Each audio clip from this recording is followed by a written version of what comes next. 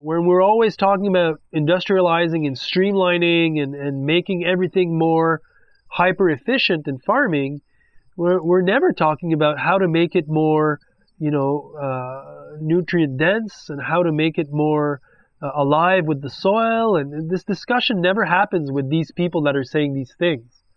And that for me is where there's a disconnect. Yes, we could be rolling out awesome big farms that would heal the land. I would love that. But the big farms and the big systems, they're not. They're just plundering. They're just kind of taking for profit. And it's so obvious to me that it's kind of disheartening that people don't see it. I'm like, don't you not see that that's what they're doing?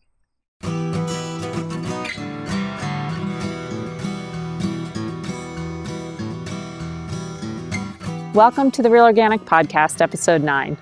I'm Lindley Dixon, co-director of the Real Organic Project, a grassroots, farmer-led movement with an add-on organic food label that distinguishes soil-grown crops, pasture-raised livestock, and educates on the differences.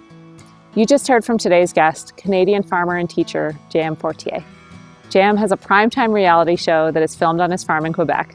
He'll share a story about what happened when large-scale lettuce growers who watched his show actually challenged him to prove that he was growing lettuce without spraying it.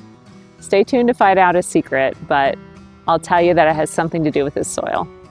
To ask us a question or share your thoughts about any of our podcast episodes, please call 347-ORG-FARM. I want to thank all of our subscribers and encourage you to visit realorganicproject.org and sign up to become a real fan. Now let's get back to the conversation between my co-director Dave Chapman and Real Organic farmer and board member, author of The Market Gardener, JMFortier. My guest today is JMFortier, and it's a great pleasure always to talk to JM. Many people know JM as the author of The Market Gardener, a successful grower's handbook for small organic farming. And with his wife, Maude-Heléne, he runs 2 farms in Quebec. And welcome, JM. Yep. All right. Hi, everyone. All right. So, JM, how did you come to farming? How many minutes do you want me to answer that question, Dave? Oh, let's take 3 minutes. All right. Okay. So that's the short version. So, my parents are not from a farming background. I didn't grow up on a farm, and I knew nothing about farming really before I started farming. So I'm kind of a typical new agrarian.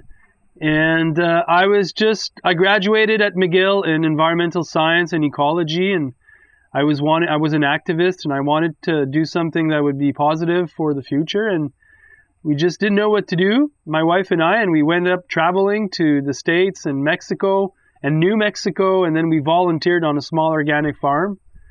And that was when we just discovered farming, like small-scale farming and the farming community, and going to farmers market and being outside. And the farmer that we were interning at, he would spend his winters off in Mexico. And we just thought it was a great lifestyle, and we saw the benefits that it was bringing to the community and to ourselves, and that's how we got hooked on farming. We just thought it was really positive. And I always tell this story, Dave, but I didn't know that farmers weren't supposed to be making a lot of money.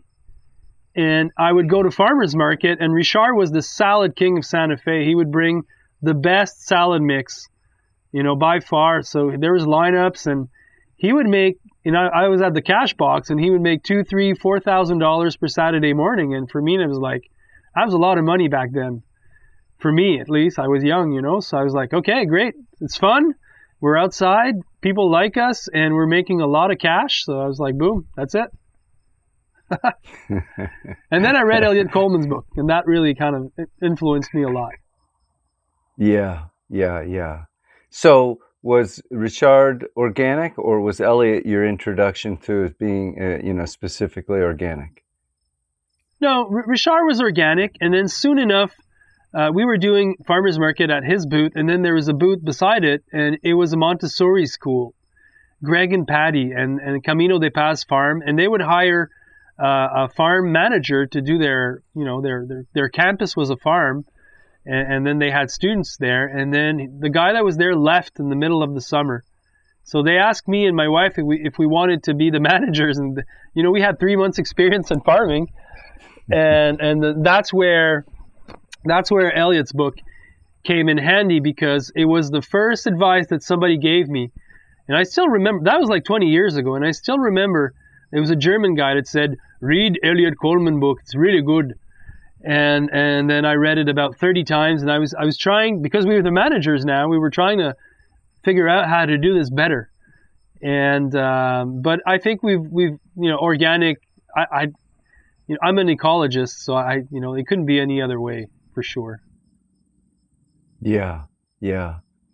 That's great. Elliot was one of my first great teachers also, actually, before he wrote the books. I just had the good fortune of living close to him. Wow. And, I spent a lot of hours in his library and a lot of hours talking with him, and we would do little experiments with different potting soil blends. So, yeah, it was great. Well, I can tell you, Dave, that when I remember from the first time that I met him, and then we keep seeing each other year after year, he's always talked very highly of you and of your work, Dave. So he said you're the best tomato grower in all of the Northeast. So that's what he said. That's very nice. That's very nice. So what an exciting thing. Here you are in your first year of farming, and you get to manage a farm, and you've got a great guidebook with Elliot's book. And what happened next? How did you end up in Quebec again? We did a year and a half there, and then we got pregnant, and we knew that we wanted to have our kid back home, because we're, when coming from Quebec, it's kind of different from, we speak French, so the home province, the hometown really is different than, let's say, you grew up in Florida and then you're living in Texas.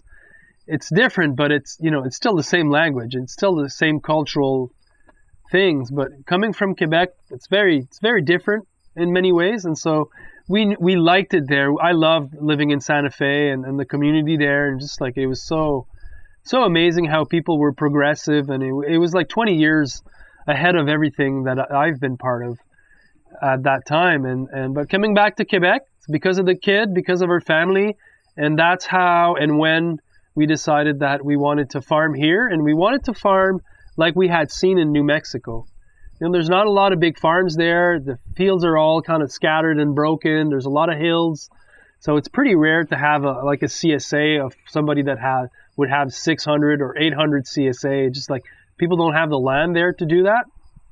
So it's mostly smaller farms, farmers market, salad mix, and that's really what we copycat when we came back to Quebec. And I remember that, I was disappointed because the community, really wasn't happening like it was in New Mexico. And we kind of felt it upon us to bring this back here and to create this energy, this vibe, this community. And we did that, Dave. And now, this place is rocking with a lot of farmers, and it's really awesome. So I'm really proud about that part of my story. Yeah. Well, of course, I've been to your farm, and I felt the energy. It's great. A wonderful community gathering around it clearly and spreading. Yeah. So, people, when they get into farming, especially first generation people, they have two enormous learning challenges. And one is learning the techniques of farming. Like, how do I do this? How do I care for the soil? How do I grow crops? How do I extend the season? All these things. And then the other thing is, how do I make a living? And that's a very different skill set, actually. And we see a lot of people who actually maybe are second or third or fifth generation farmers, and they often are very good at the first skill set, but not so good at the second skill set. I think that one of the things that you did was you created a model for how to make a living. And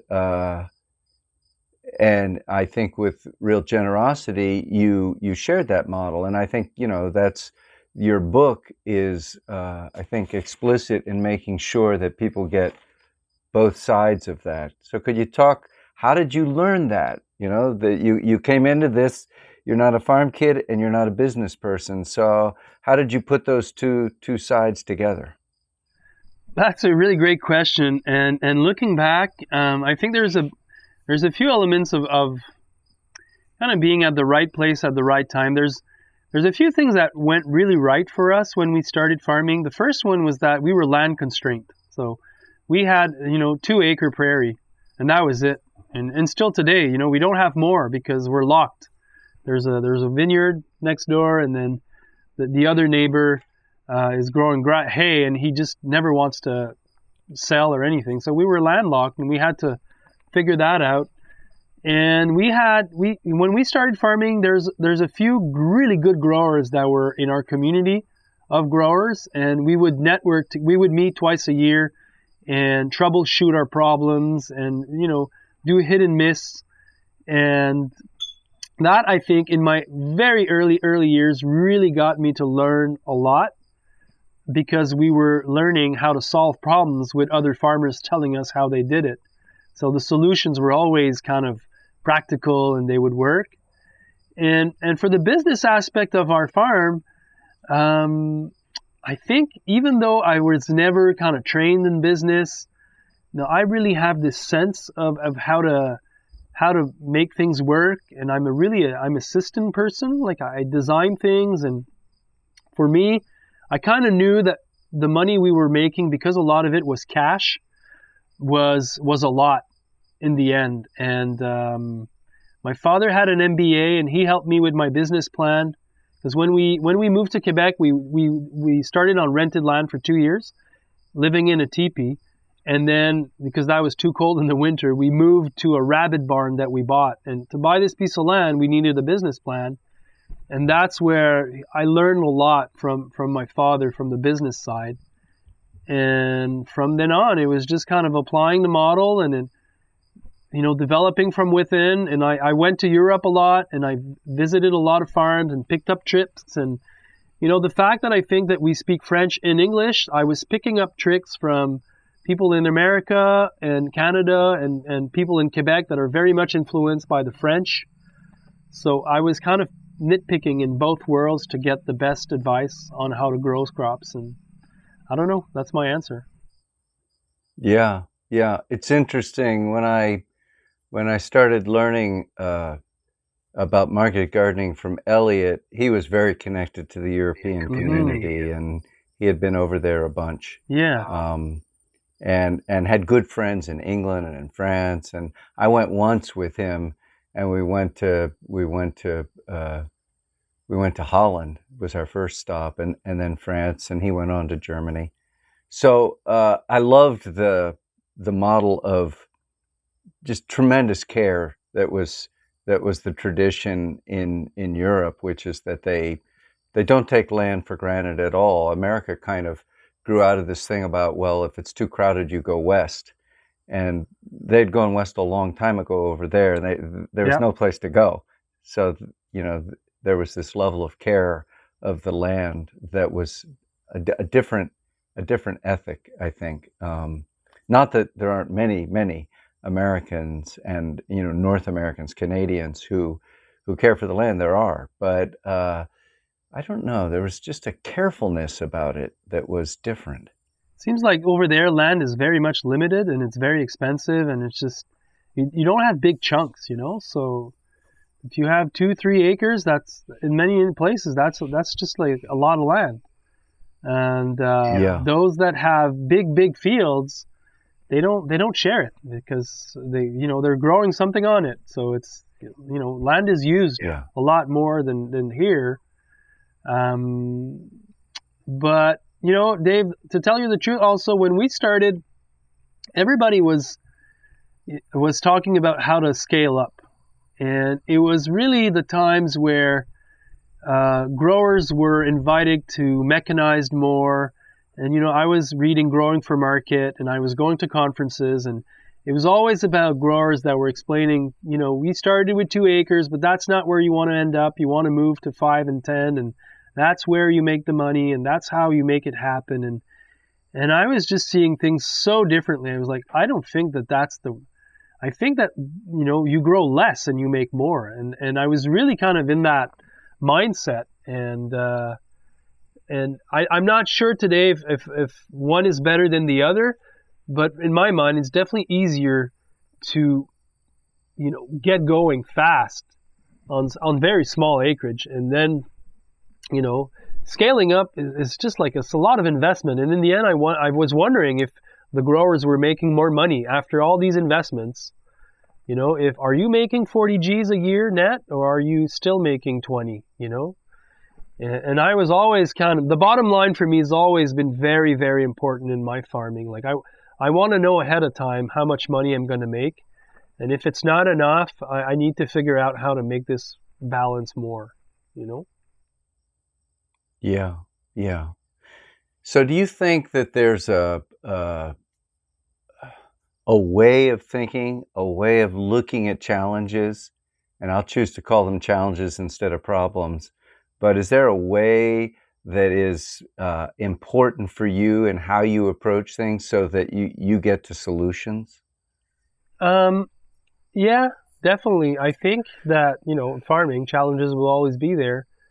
The people you ask your questions, like I use my networks. I'm somebody I surround myself with experts as much as I can on as many things as I can. I read a lot, and when I read, I'm trying to read how experts are talking about certain things. And so I think that if you have a problem, the person that you're asking for a solution, you need to make sure that's the right person to ask.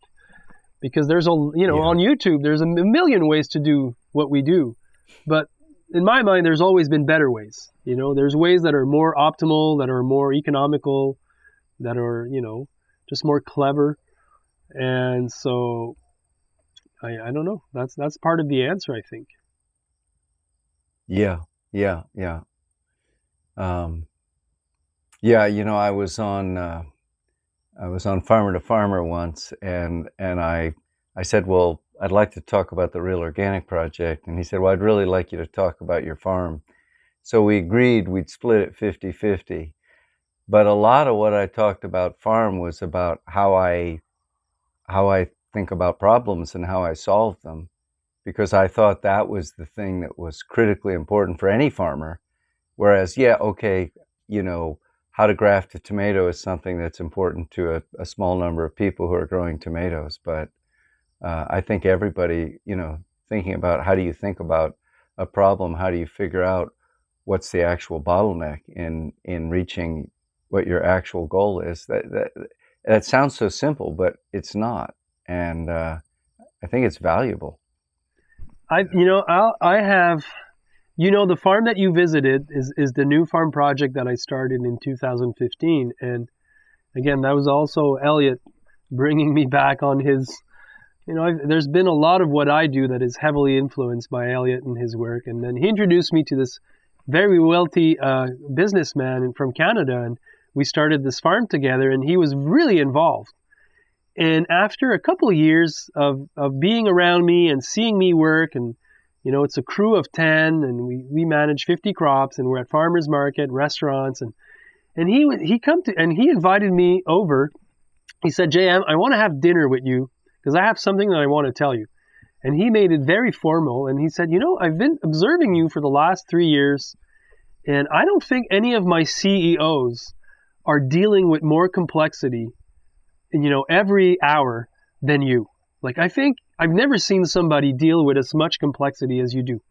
And he was like, it's amazing.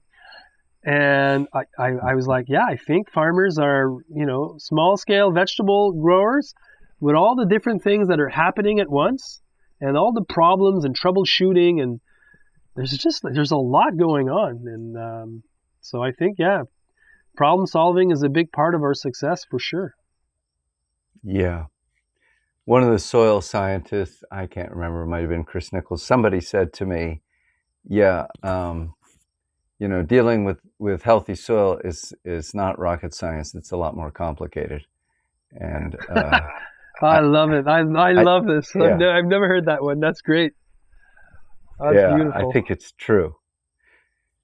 So let's dive in a little. What does organic mean to you?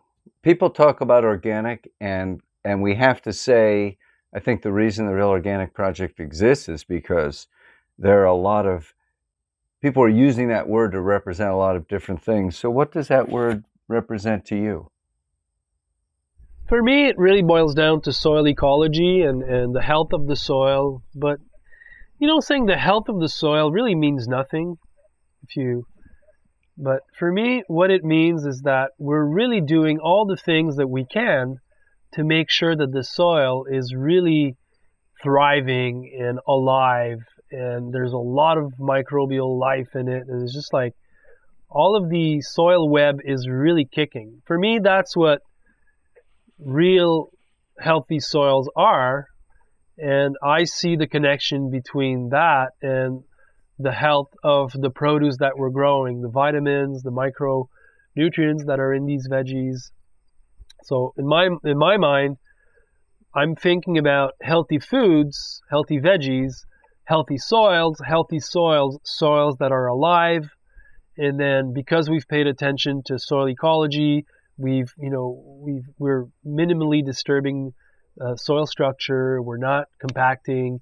We're inoculating in many ways with compost, with whatever. We're doing deep rooting green manures. We're doing all of this so that the soils are really as alive as possible, and that translates in the veggies. And so for me, that's number one. And then I would, then we can go to, yes, we're not using synthetic pesticides, and we're not using heavy fungicides, but that comes kind of second in my mind. And guess I would, I read Eliot once said deep, he called it deep organic, and that's what it symbolizes for me, and that's how I'm so interested in the crusade that you're a part of, is when we're talking about hydroponics. And I don't want to burn the bridges here or go too fast, but just like we're thinking about doing systems without soil, for me it just doesn't make any sense at all, because that's where that's like the gravy, that's like the sweet spot, that's the treasure, that's the gold mine, that's everything. And so to think about, again, to avoid how to develop systems to bypass this is just, it loses the point completely in my mind. Yeah, that's great. So no, not even long enough yet. We're going to go deeper. So when you talk about the soil web or the soil food web, and you talk about the soil's got to be alive, most civilians, most people who are farmers, who are not farmers and who are not soil scientists, don't know what that means. They go, it sounds nice, but what does that mean? So what does it mean for a soil to be alive? What does it mean for it to have an ecosystem? How does that work for you? Can you explain that to me as if I didn't know? Yeah, and even you, as you know, I would explaining the same. Like for me, when I play in the soil, I opening up with a Broadfork or pulling out roots from, old plants that are broccolis or whatever, and I see earthworms, and lots of them, and you open up the soil and you see things moving there. That's enough for me to say this is alive, this is happening. So that's one simple example. I have others. We farm with black tarps, and when we take those tarps out and I see all the little creatures that I don't know their names, but they're just, everything is moving and it's alive. That for me is another way that I can appreciate that. And I would also say, when I bury, let's say, a green manure or a crop, and then I come back 2 weeks later, and then I try to look for the material, and it's not there anymore. It's been chewed up. So my soil is digesting what I'm growing, and so for me, that's all what I see with my eyes of what I've learned reading the books, and so that's how I make that connection. Yeah. So it's interesting because, of course, conventional a conventional agriculture, the focus is on the farmer who works for the chemical company, put the fertilizer in that provides the nutrients that I believe the plant needs. Yeah. And so they're kind of bypassing this whole living system that's digesting organic matter and teeming with life. And it seems like the outcome of bypassing it and just adding fertilizer is that there are problems, which then means they have to add some biocides, and the soil gets less and less alive. Can you tell me about the transformation of the soil on your place since the time you have been there farming it? Yeah, I think, we work on permanent beds, and that when I started farming, I didn't know anyone that was working on permanent bed systems. So I'm not taking credit here, but I had read that in a lot of gardening books, and we just kind of went with that because we didn't have a tractor, and just made a lot of sense. But for me, non-disturbance is kind of one of the first keys of healthy soils, and then having them covered as much as possible. So that's why we use tarps, but also the close spacings that we have on, the crop, they create a canopy, and it's just like we want to have the soil as covered as possible. And for me, these are all things that when we can relate to forests and how nature operates. And so that's why, again, like the connection between what I read and what I'm explained by either science or people that have really deep thoughts about these things, and what I'm applying in my fields, and the results is that the soil has been, for 15 years, we're double, triple cropping, and we're never leaving fields fallow for a full year because we only have a small surface. And, we're pumping veggies. Veggies are nice. And everything seems to be going really well. The organic matters, they went high in the first years, and then they're stabilized. I would say, Dave, that the only thing now after 15 plus years that I'm starting to wonder is adding more of, all of the rocks and the minerals in the soils. I'm kind of wondering about that, and I see that the soils here, they're in some instances, if it was new ground, there would be some value that I'm not seeing here. So I see this like a greenhouse. Let's say my acre and a half is like a greenhouse, and you've been growing tomatoes for 20 years. Tomatoes are still growing and it's all good, but what could you add to, I don't know, mineralize it more? That's where I'm not certain about what the next steps are here. Yeah, right. Well, we're all learning all the time. That's for sure. What I feel like is, I know what works, but I don't have any idea of the massive amount that I don't understand. That part is huge. Well, I have this little path kind of, through the forest that gets me where I'm going every time, but there's so much of the forest to explore that we have no idea. So let me ask you about insects and diseases, because typically farmers have problems, and typically their big problems are that they get insects that eat their crops, damage their crops, and they get diseases. And that, of course, is what leads people to use different chemical poisons, and people who are doing that on a big scale say this is necessary. The world will starve without this. What's your experience? It's exactly that, because we use a lot of, we use fungicides a few times a year for tomato crops that are outside field tomatoes. We use a lot of insect nets, so that kind of helps with the crucifers and different crops. But generally, we're not totally dependent on using a product to solve the problem, because we never really get to that situation. And I was on many TV shows, here in Quebec, and I even had a series for 2 years I was running prime time, and there's a lot of growers that would visit the farm because they were like, I don't believe that what you're saying is true. It's not possible to grow lettuce without spraying them. And I was like, what are you talking about? Like, I've been growing lettuce for 15 plus years, and I've never sprayed. I've never, there's no problem.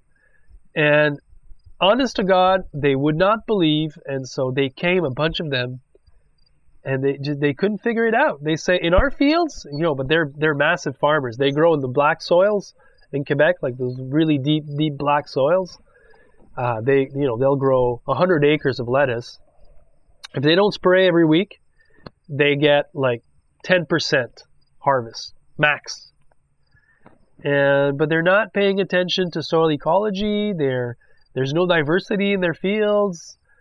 There's so many variables that I don't know, but for me, it's just like, I don't know what to tell these guys. They're like, well, I think you need to do things completely differently to get another results. But yeah, so, there's a spectrum. For sure, we do use some biopesticides on certain instances, and especially in the greenhouse, we're happy to have those. But the whole system is not based on that. And I think that's the big difference between conventional and small-scale organic when it's well done. Yeah. Yeah, when it's well done. So, what do you think, what do you believe the connections are between soil health, which we talked about as soil ecology that is thriving, and human health, human microbiome, human nutrition leading to health? Can you talk about how that looks to you?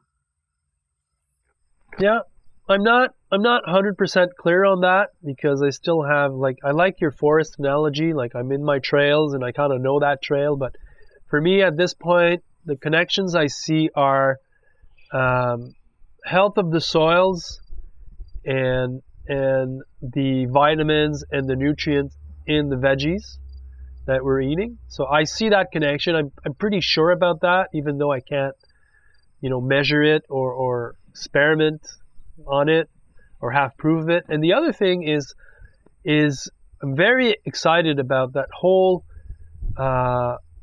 area where we're creating spaces, and it's the same in the soil and in area where it's filled with different microorganisms.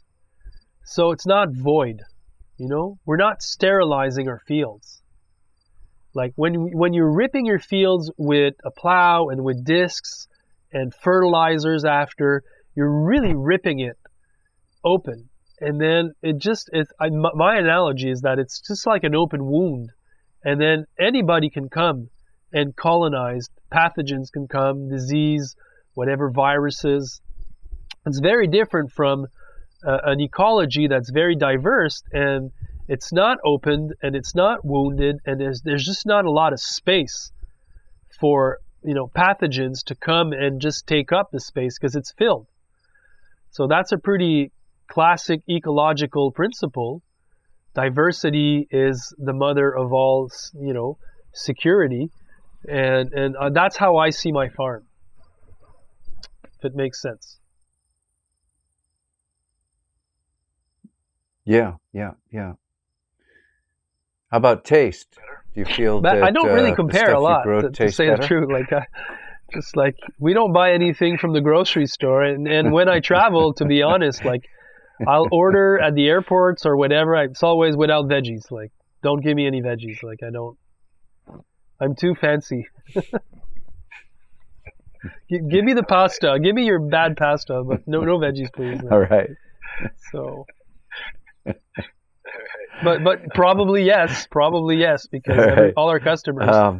That's why they keep coming back, and they're very excited, and they swear by what we do. And I don't think it's because they think we're cute. Yeah. I think it's because they taste what we do, and it really is different.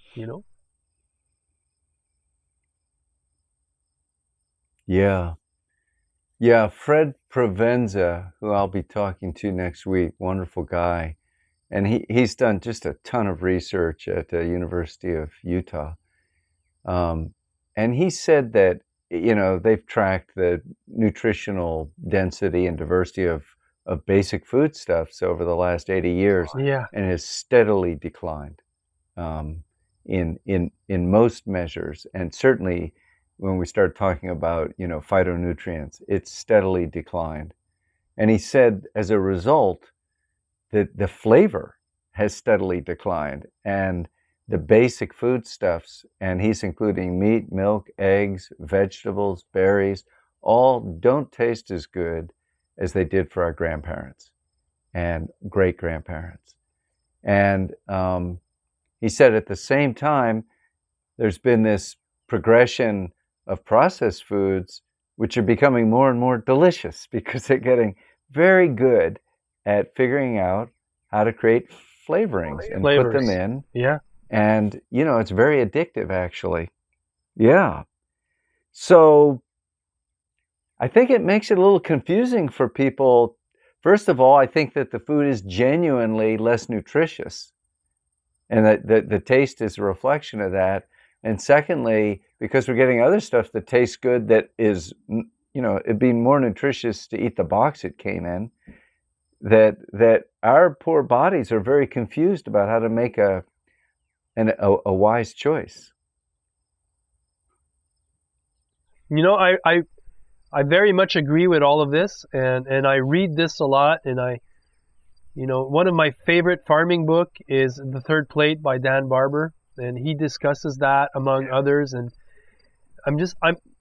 I would like for this to be kind of affirmed in a way that becomes universal, where I don't need to be the one kind of defending that, because I'm not a scientist. I don't have the capacity to, vulgarize all these things and make it really, fact explain that this is true. When I'm telling the story that you're telling to my customers, it's a story, and I believe in a lot, and I think that my health and the health of everyone around me and is really dependent on a lot of these things, and tastes is important. That's why I like to deal with chefs, because they do develop taste buds, and then when they taste their produce and they say this is it, I'm like, okay, I believe you. But I'm very much looking forward for these arguments to be universal. It's just like, this is a fact. The World Health Organization is saying this, and it's proven, and this is it. And I'm sometimes I wonder if that's not already like a fact, and then the World Health Organization is not saying that already. Like, why are we debating these things? Yeah. Well, I think we're debating them because some organizations with a great deal of money are hiring a bunch of very clever people to confuse us. And, there's a lot of money on the table here. And, a lot of profits are based on our confusion.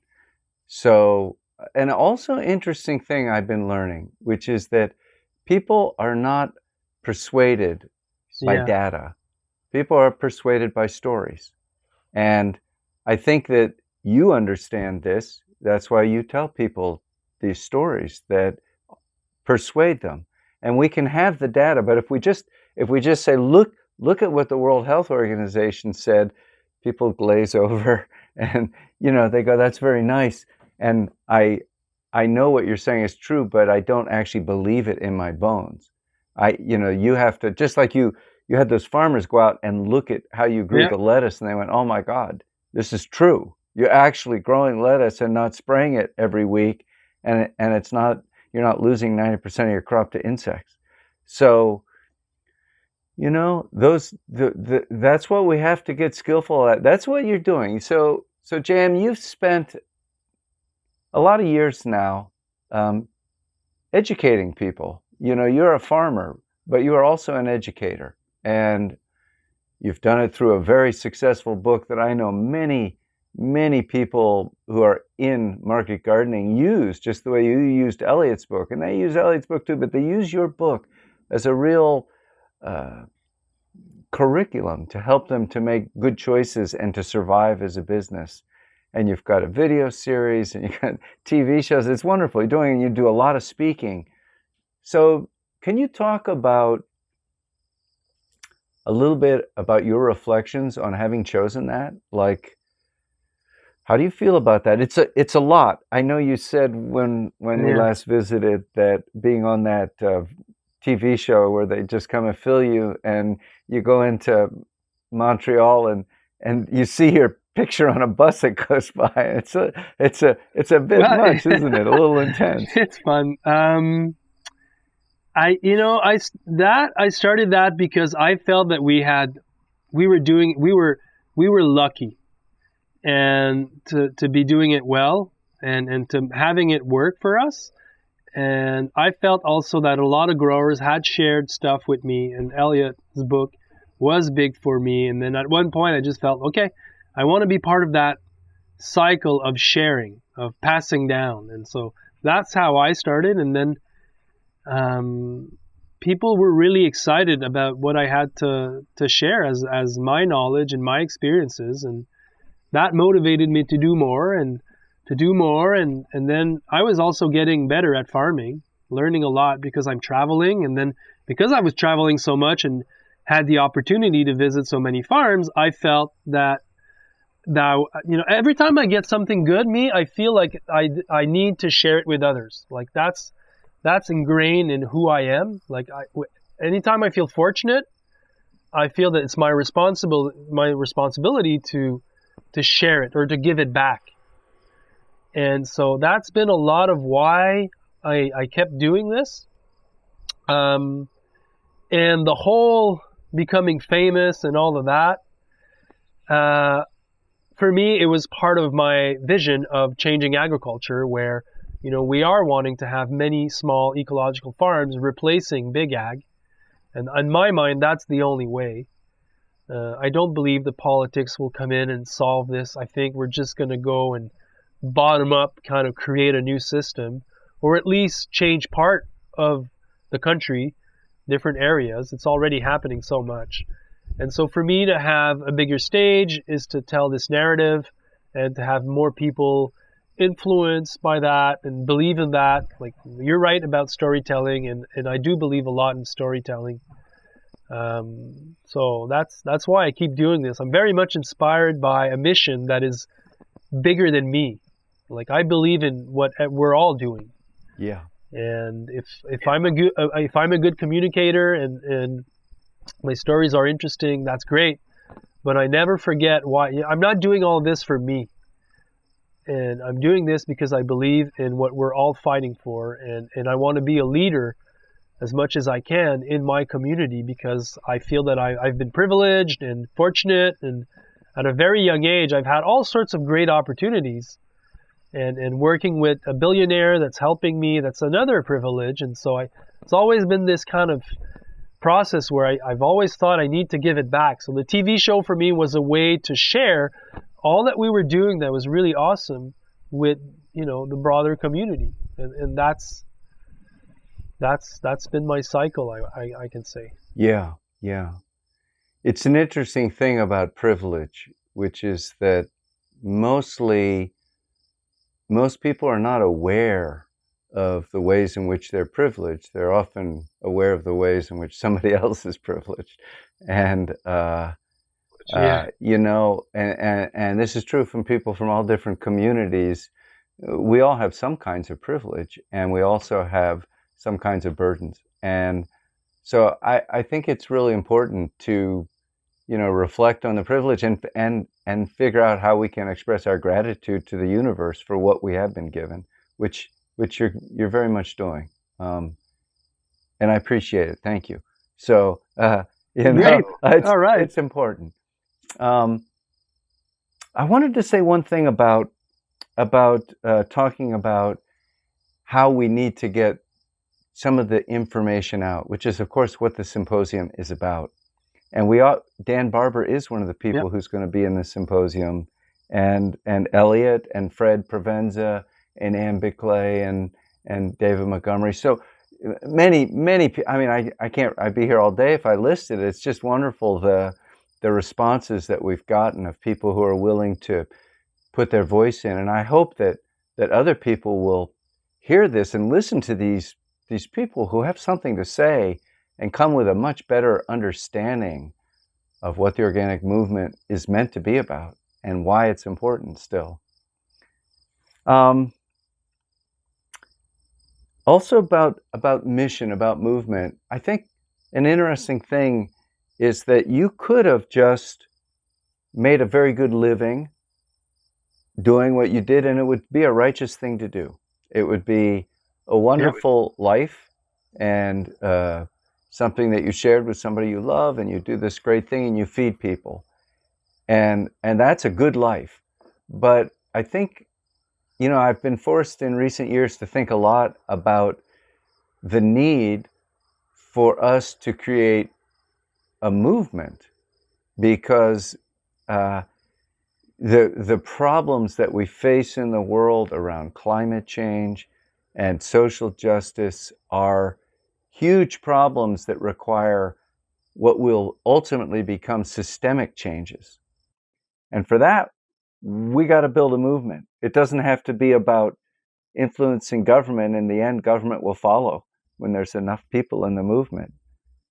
But we do have to have to get people together and replicate, right? Yep. Yeah, totally. And I think, we can even talk about these things in a very agreeable way. Like, being a change maker is fun. Yeah. Fun in the way that it's a challenge, and there's a lot of setbacks, and there's a lot of jealous people out there, and there's a lot of naysayers, and there's a lot of drama. But in the end, I prefer to be fighting for the positive of things than kind of being secluded and being on my own and being kind of fearful of everything. And just, it's like this, we need to, there's a lot of people in our community, especially around in my close circle, that kind of decided to cut ties because they were discouraged too much, and they said, okay, I'm just going to be a survivalist, and that's it.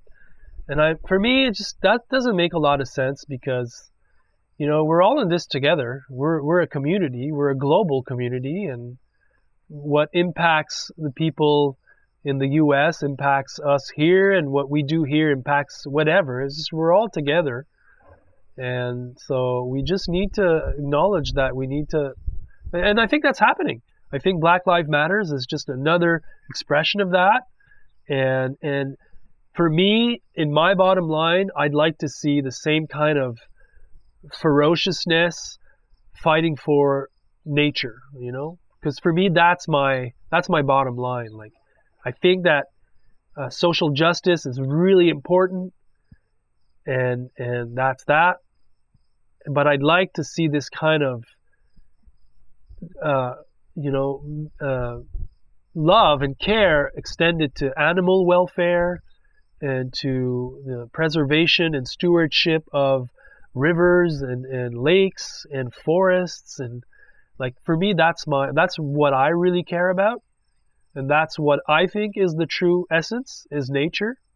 And then, so anyway, So I'll always fight for that, Yeah. It's interesting to me because, talking to Walter Jena, he'll be in the symposium. He's spectacular soil microbiologist, really gets the connections. And he said, the kind of, the challenge that trumps all other challenges is climate change, because if we lose that, we lose everything. But he said just nutrition is a much easier sell to people, because I get it, if I eat this, I'm more likely to be healthy than if I eat that. And they have a greater sense of agency than if you say, well, if you drive an electric car or put in different light bulbs, that's good, but let's face it, that's not gonna change the outcome for the planet. It's got to be replicated a million times over, a billion times over. And so, it's a bit overwhelming.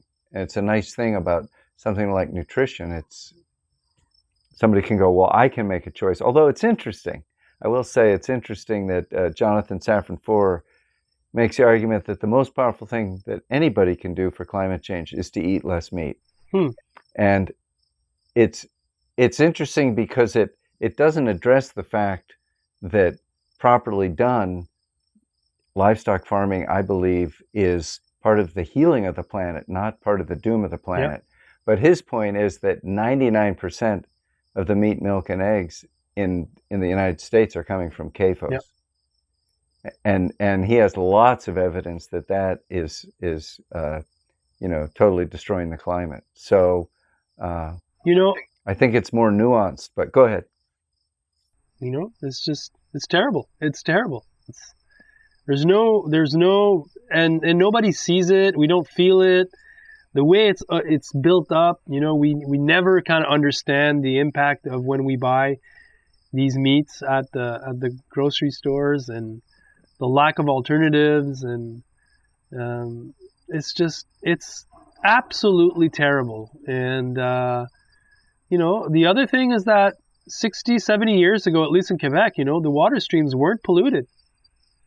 Now they all are. There's not one river where there's a watershed that has farms, conventional farms, that is not totally polluted. And it's just, why? Why do we accept this? Why do we still have people saying, yes, we need to feed the world? And we're, again today in the paper, there's this person, a young person that writes this paper of, okay, it's good, small scale farming is romantic, but it can't feed the world. I'm like, are you serious? Like, you're my age and you're saying that? It's like, are you paid to say silly stuff like that? Just sometimes I'm kind of discouraged about how silly it is. So answer that person, because there are people who are not paid and they hear that and they believe it. So let's give this person the benefit of the doubt that you're talking to and say, okay, you're confused. Let me explain it to you. Yeah, well, that's a great way to introduce it. You're confused. Let me explain. Yeah, just like, first of all, we're not interested in feeding the world, and we've never were, and we never will be. We should be talking about feeding our community, and that should be the narrative. How can we feed our community? And the communities in different places will have different setups and different systems and different farming strategies to do that. And it would involve probably trading and moving produce around, but we want to localize it because it's resiliency, and this pandemic is showing the importance of all of this. And I don't know, when we're always talking about industrializing and streamlining and making everything more hyper efficient in farming, we're never talking about how to make it more nutrient dense and how to make it more alive with the soil. And this discussion never happens with these people that are saying these things. And that for me is where there's a disconnect. Yes, we could be rolling out awesome big farms that would heal the land. I would love that. But the big farms and the big systems, they're not. They're just plundering. They're just kind of taking for profit. And it's so obvious to me that it's kind of disheartening that people don't see it. I'm like, don't you not see that's what they're doing? So anyway. So and this is something that's very good. This is something that comes up a lot, and I've heard that the answer is to know your farmer, and so when I go into New York City or Boston, of course that's very hard for the millions of people who live there, or LA or Chicago or Atlanta or Miami. There's a lot of people now who no longer live in the country. They live in the city. It's true around the world that people are moving, and part of it is because the agricultural opportunities they're losing those opportunities out in the country, and they're forced to go to the city to get a job. And that's a whole other discussion. I hope John Eichert will go into that in the symposium. But so for those people like my son, who lives in New York City, and I think we still need to have good food being sold in cities and not just in a local CSA. In the old model, when I read those old books of Eliot's that were so rich still about how did they manage their organic matter, and one of the things, all the cities were ringed by market gardens, and there's the model around the world that every major metropolis was surrounded by the vegetable and fruit growers who were trucking their stuff in every day to market, and these old books said, and then every day they would come back with a wagon load of horse manure, because back then the transportation system was the horse. They had all this manure, and so they would take it back and put it on their fields. It was a beautiful system, very in balance. So what are your thoughts about an urban dweller now? How do they get good food? I think urban farms, they have a role to play in that. I don't think urban farms are a solution to feed cities, not at all. I don't think that's realistic, but I think the urban farms, they reconnect people from the city to the farm, to the farming landscape, to the farming ideals, to the agrarian kind of lifestyle a little bit. It's just like an introduction. And I think city people, a lot of people, they don't know that, but I think they need it. And but I see people migrating out of cities in the foreseeable future, to be honest. And I think it's already happening. Like with this pandemic, in what we've seen here in Quebec, you should see this, Dave. Like with the Masterclass that I teach, the online course, there's been an explosion of people that want to take the class. Okay, so I've had to hire people to help me manage this, because we're more than 2,000 students. It's just it's exploded beyond what I can manage. And so we've been hiring a lot of people. So we've been putting out job applications.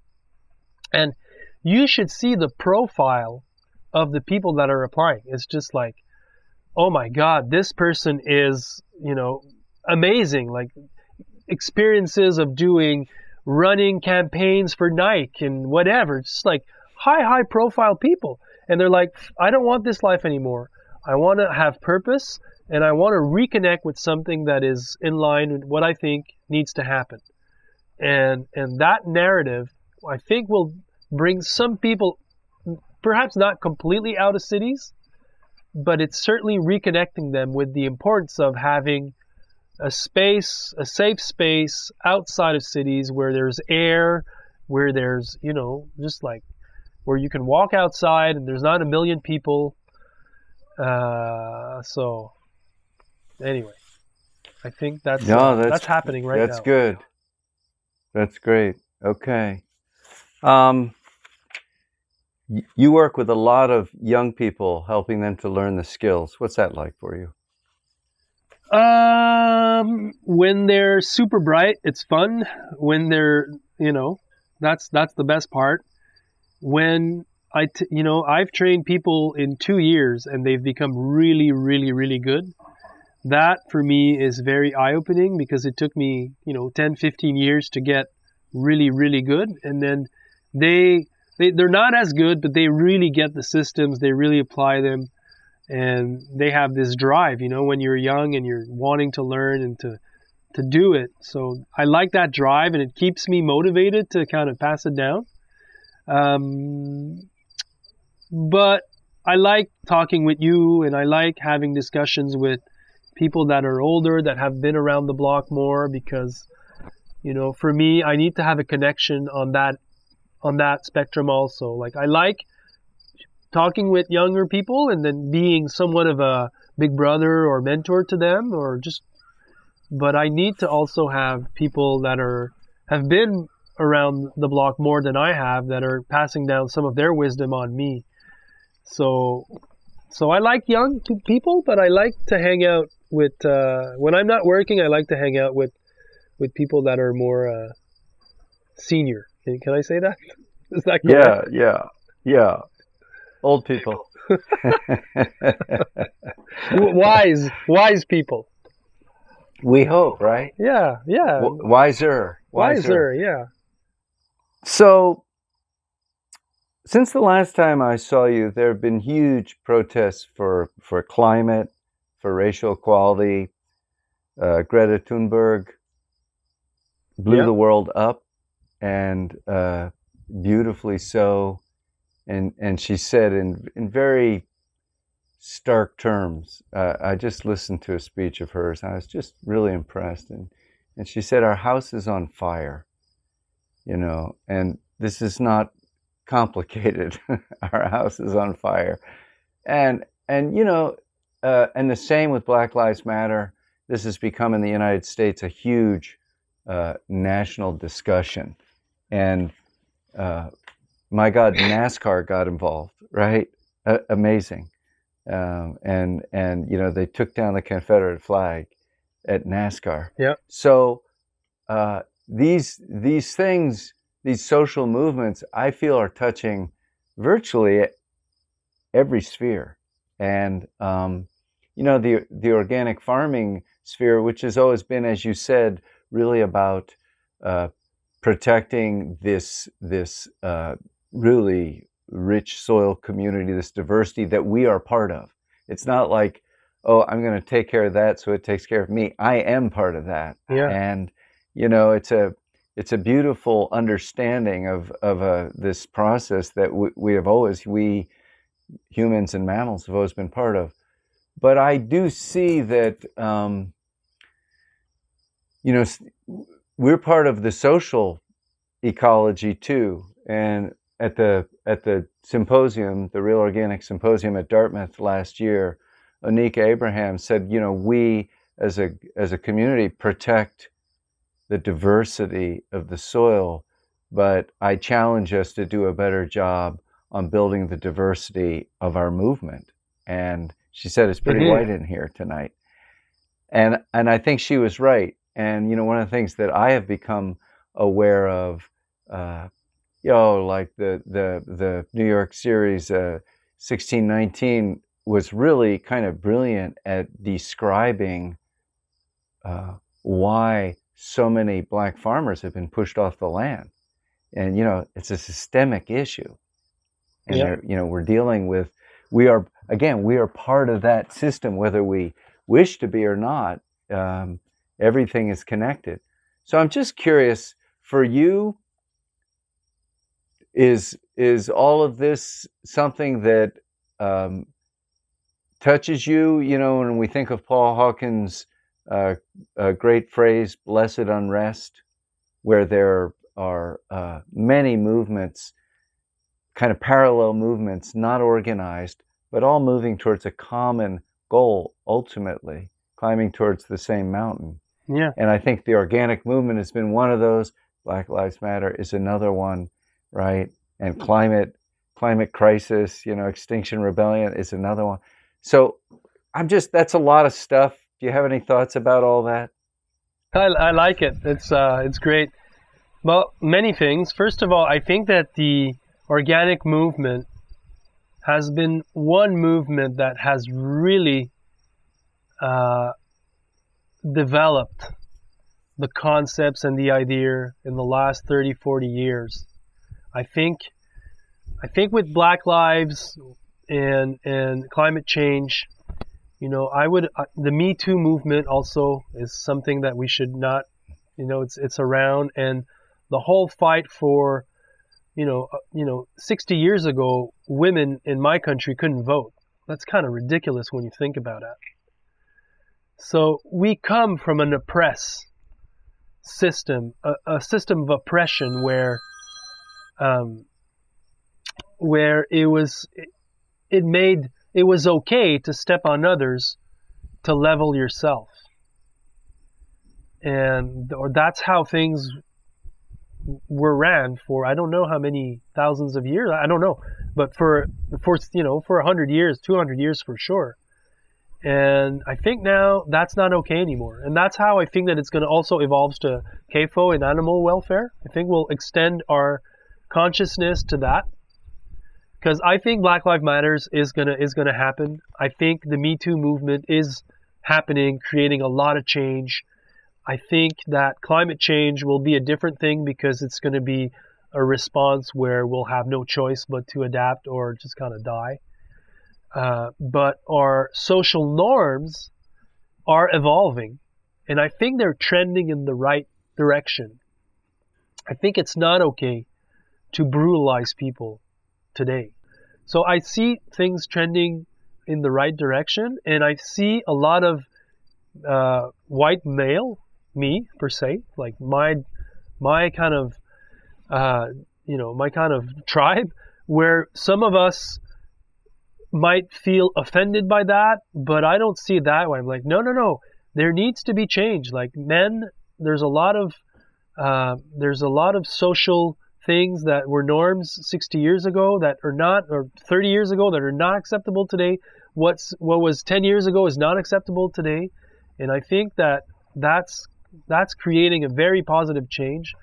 And for Black Lives, on my end, we were like, okay, I think we need to have role models that are showing this diversity, and I'm sensitive to that, and I think it's positive. And that's something that we can do. And I want to be careful when I don't want to be showing off somebody because of their color, of their skin, because ultimately, what I believe in is that the color of your hair, the color of your skin, it's just like, it's the same thing. But at this point in time, I think that we do need to go that extra step to say, well, at this time, it's not the color of your hair, it's not the same as the color of your skin. So let's just put it out there and have role models in farming. And let's groom them. Like I want to help as many Black young farmers as I can to be able to share their voice and express what they have in their heart, and hopefully to influence others to kind of step up and start farming. And so I don't want to go in details, but I'm putting out a magazine that you'll be a part of in October, Growers Magazine, and there's going to be we're going to feature a lot of cool farmers that come from a different diverse background. So I'm invested in that at this time. That's great, JM. I look forward to the magazine. Yeah, it's going to be awesome. Yeah. So I just have a few more questions. I know this is long, but I'm having such a good time. So one of there are a couple, those corporate lobbyists who've sat around in rooms and actually thought of things to say to attack what you're doing. And they're very good at it, and to undermine it and to confuse people. And one of the things that they say is that, somebody like you're just a Luddite. And I don't know what that word is. Yeah, okay, you see, they didn't do a good enough job then. So a Luddites were, I think they were a religious group, and they didn't believe in technology, in developing technology. Yeah. And so they refused to accept certain kinds of technology. Many of the Amish communities have a similar thing where they're saying, well, no, we're not going to drive a car, right? Yeah. So it's a decision, even though the technology is available, to not use it. So if somebody and they equate that with being anti-science and as being like closed-minded. So how would you respond to that if somebody said that was true of you, that you're just closed-minded and afraid of change? And no, I would ask them, do you feel that you need to tell to your kids that they can't be on their iPads all day? Like, is that the same as me telling you, I need to put brakes on some of these things because I don't want to be overconsumed by...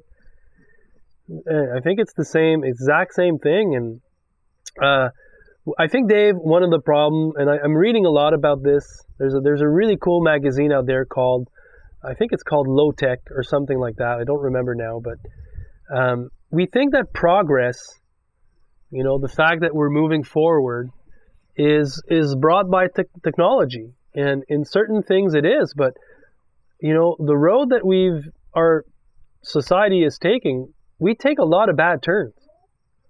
And there's a lot of things that we embrace that are just plain bad for us. And I think technology is bringing up a lot of bad things, just as many as good things. But there's this kind of glowing hollow where, if it's technological, it's good and we should just embrace it because that's where modernity comes from. But looking backward, we're like, okay, people in France in the early 1800s and early 1900s, they had a great life. They were eating great food. They had all the cultivars at farmers market. They were drinking awesome natural wines. They were driving these Citroën really cool cars, and the beaches were not overcrowded. And it's just like, if you look at life like 60 years ago in certain places and in certain areas, it might have been better. So I don't know. I just don't think that the modern way is definitely progress to technology. I think consciousness and it's more powerful than technology, and opening your heart to as many people as possible. I think technology can help us do that and express ourselves, but the media can be very consuming, and I see that with my kids, and frankly, it scares me, Yeah. Very, very, that's right. It can be like crack. Yeah. Very addictive. Yeah. Very addictive. And you lose, when I see the kids, I'm like, okay, all the creative process of just kind of playing and imagining things, and now when they're on an iPad, the whole story is invented for them. So in many ways, I don't think that's progress. I think that's not progress. So yeah, I'm a Luddite. JM. No, that's great. That's great. Yeah, that on the iPad, the story's invented for them. So almost my last one. The lobbyists who work for the hydroponic corporations came up with this great slogan: "Everyone deserves organic." And what they were saying, it's beautiful, right? Because it's implying that what you're doing, that's just food for the elites, right? It's like we're of the people, which is pretty funny because the people who own the company that made up that slogan are multimillionaires, right? But I'm just curious, we won't talk about you trying to convince the lobbyist because that's not going to happen and they probably don't believe it anyway. But let's talk about somebody who reads that, who goes, oh, they got a good point, right? Now, because of hydroponics and because of CAFOs getting certified, now finally, people at Walmart can afford organic. And in fact, Walmart is the biggest vendor of certified organic food in the world. Stunning, really. So tell me, to somebody who is of good heart, just an innocent, how do you respond to that? How do you explain that to them? I would probably start by saying, when you go to a farmer's market and you buy directly from a small farmer, you are providing, income from that. Your dollars are working in your community, and it's not all the farmers market out there that the prices are high. Like when we go to market, our prices are not so high that we can't compete with conventional, supermarket prices in many ways, depending on the season. And so, and price is not everything. You pay for what you get, first of all, and there's a lot of externalities that are out there that you don't pay for, but that are true. And it's kind of difficult to sum up all of this in a one phraser that's kind of like, a slogan that kind of kicks in. But I think that's the hard part of what we're doing, Dave. It's like we're explaining complicated things to people that don't have a lot of mind band to think about these things. So it needs to boil down to experience. Well, go eat your salad from Walmart and taste mine and check the difference, and then perhaps you'll circle back. And if the economy is not going well and you need to buy it cheap, well, perhaps there's other problems than me having a higher price. Perhaps, the economy should be, policies should not be driven by tax cut on rich people. There's a lot of other debates that should be, going on that are not, and Yeah. So yeah. Thank you. All right. Last question. There's a lot of turmoil right now in the organic movement and in the organic industry. I don't equate those necessarily, but there are people in the organic industry who are part of the movement and many people who are not. And but I'm curious because I think that so many people don't really get it. They haven't spent the years thinking about it. You go to the National Organic Standards Board, half of them have never read a book by Albert Howard. They don't really have any depth of understanding. So what is precious about organic that we are in danger of losing? Yeah, I think you're right. People don't understand that there's a continuum. People were farming organically for millenniums or a long time, and then we came up with conventional farming slowly, and then we replaced organic farming by that, and then 60 years later we see the big problems that's creating. But there's so much interest and so much money and so much because we're selling a lot of stuff through conventional farming. So I think that it's for some people, they don't know that there was a prior. Like they just think that that's how farming has always been done. So to convince these people otherwise starts by telling them, it's like, farmers in China have been farming organically for 2,000 years and they're doing quite well. And if you go to Asia and if you go to Africa, many of the places where the Green Revolution was sold to these farmers, it was a catastrophe far worse than what we see here because the cycles are so short, and it's just like the impacts of farming this way for just like a couple of years, the impacts are stronger. So again, it boils down to education and just telling them, you know what?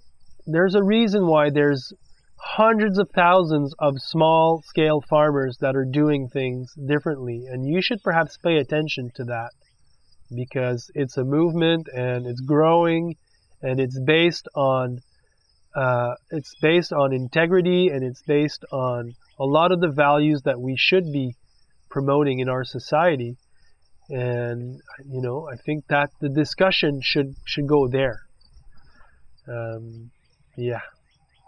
Not a great advocate, Dave, to be honest. All like right. I like sharing the positive side of what we do, but when we're fighting against this kind of evil, it's tough. It's tough. It's tough. I need to have one punchline. You should give me some. Yeah, I as soon as you think of it, you let me know. It's good. All right. JMFortier, thank you so much. It is always a pleasure. Yeah, we should do this again and have. Last time you were there, did we have a beer together? That when you came to my farm? Yes. I'd like to do that again. I'd like to do that. It sounds again. wonderful.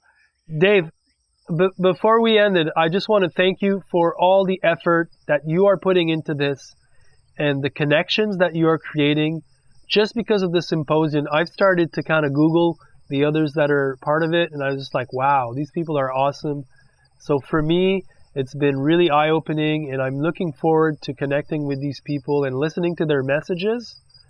And so I just want to thank you from the bottom of my heart for what you're doing, and I want to be a supporter as much as I can.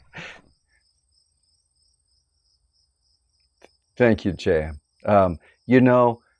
I have said, as we put on this crazy symposium, I've said, if all we had was 100 farmers and the 60 speakers, and that's the only people who came and listened to each other, what a great success that would be. because the 60 speakers are they're just great. Yeah. All right. Well, keep up the good work. I'm going to hang up. Thank you for listening to the Real Organic Podcast. We hope you'll subscribe, tell your friends, and leave us a review on iTunes, Google Play, Spotify, or wherever you found the podcast. A video version of this interview, as well as the full transcript with links related to today's conversation, can be found at realorganicproject.org/episode 9. Please join us next time for an interview with nutritionist and professor Joan Gussow, who the New York Times called the matriarch of the Eat Locally, Think Globally food movement. To find a Real Organic farm near you, visit realorganicproject.org/farms.